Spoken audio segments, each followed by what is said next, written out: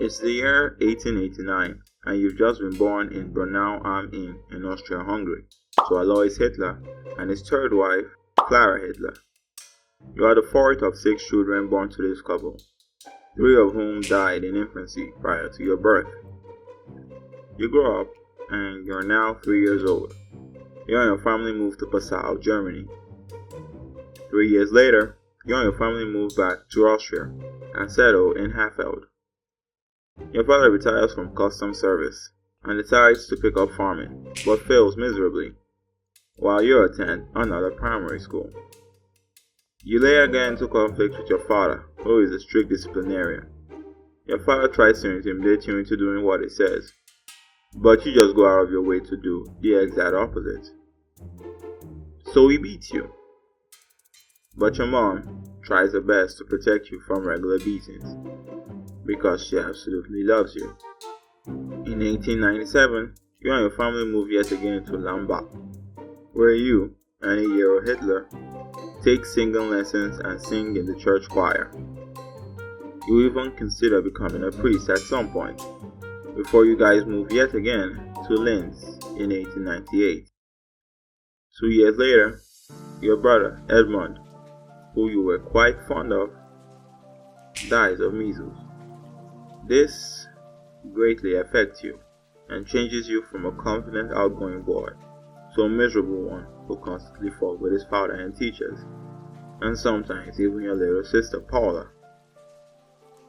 You then begin to struggle academically on purpose, as you spend more time focusing on things you actually like drawing. This enrages your father even more, as he wanted you to follow in his footsteps as a public servant. So you guys still are best of friends. This goes on for a while, until one day your father suddenly dies of a lung hemorrhage. This gets to you, and you're probably wondering why. After all, he was mean to you. He beat you. He even went out of his way sometimes to try and kill your dreams of becoming an artist. But I guess he was still your father. From here, your grades go down even more, but you eventually manage to pass your final exam in 1905 before dropping out and personally moving to Vienna to study fine art. You then apply for admission to an Academy of Fine Arts and get rejected. Twice. Now they say third time's the charm, so maybe, just maybe, if you apply one more time, maybe you won't end up causing the deadliest conflict in human history, because by the looks of things, you seem like you actually knew what you were doing.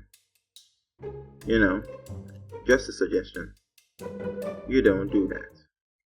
And then on the 21st of December 1907, your mother, whom you have a close relationship with, dies of breast cancer.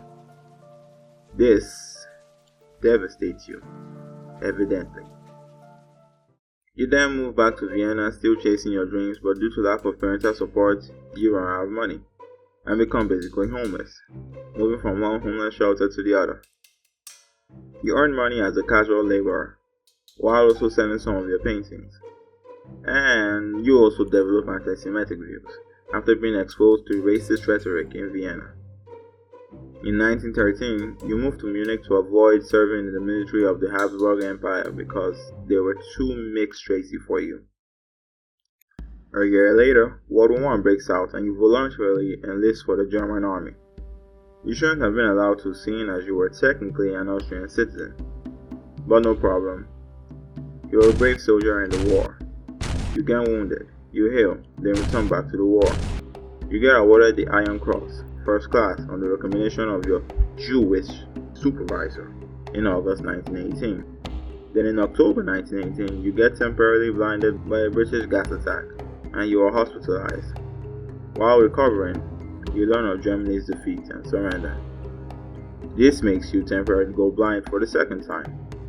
This news also greatly displeases you, and you believe that Germany was stabbed in the back on the home front by communists and Jews.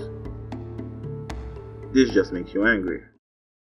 After World War I, you return to Munich, and due to political instability as a result of Germany's defeat, you become an intelligence agent for the German army. You infiltrate and inform on communist political groups. One day, you infiltrate a meeting of the German Workers' Party, where you impress its leadership with your fantastic speaking skills. So you are given a pamphlet that contains anti-Semitic, anti-capitalist, anti-communist, and nationalist views.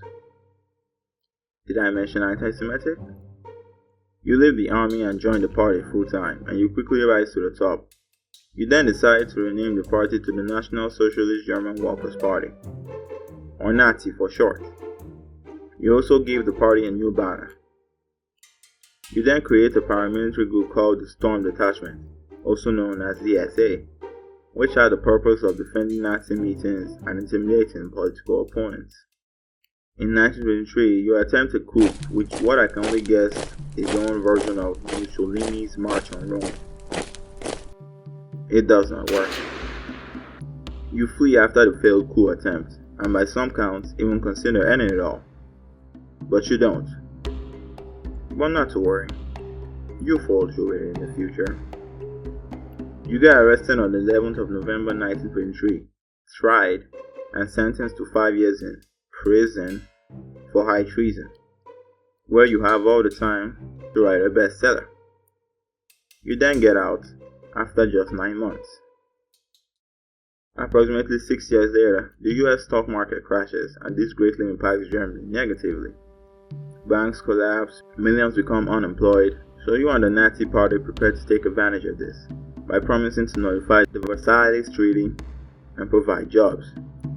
So in 1932, your party becomes the biggest party in parliament, and the next year, the president, Paul von Hindenburg, makes you chancellor, despite his personal disdain for your racist political views.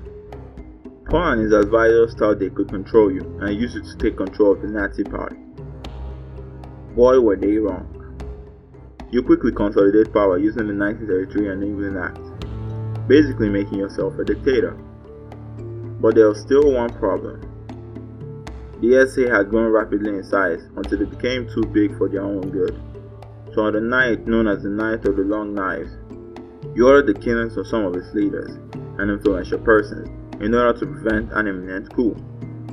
You then go on to strip Jews of their rights and citizenship, kill 6 million of them in what is known as the Holocaust, give some more crazy speeches, start a world war, get cocky, lose the war, so you retreat to Berlin and marry Eva Braun briefly, before you both subsequently take your lives on the 30th of April 1945. What a life you led.